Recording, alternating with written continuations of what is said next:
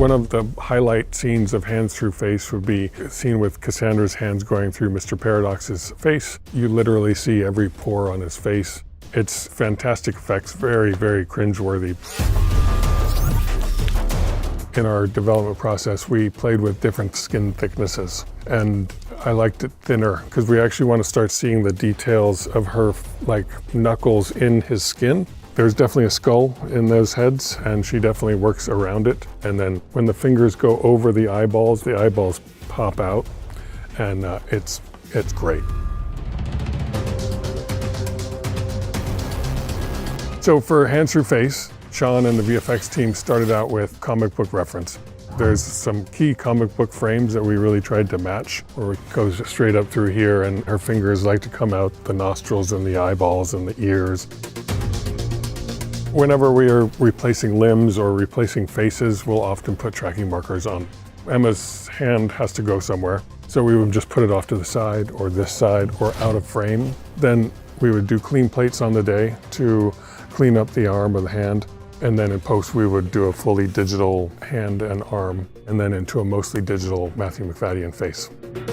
Then we go into detailed animation, and that would be getting the details of the fingers, sliding over the skull just right, getting it over the forehead and dipping into the eye socket, that kind of thing.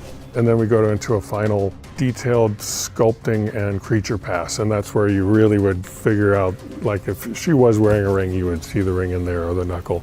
Ring, please. Oh my God. Our heroes go to Cassandra's lair twice.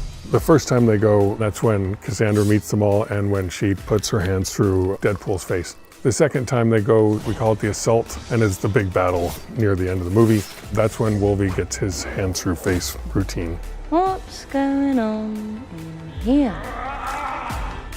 The assault is a really great example of just a huge collaboration between stunts, camera department, visual effects, props, everything. For a superhero movie, we tried to keep the whole movie fairly grounded. Whenever we can do live action stunts, we do them always as much as we can.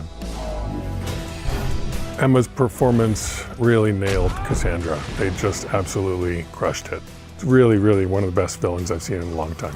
Basically a complex psychopath, but a villain that we all have grown to love, to hate. Oh, this is so silly. All right, let's do this. Deadpool and Wolverine is officially the highest grossing R-rated movie of all time.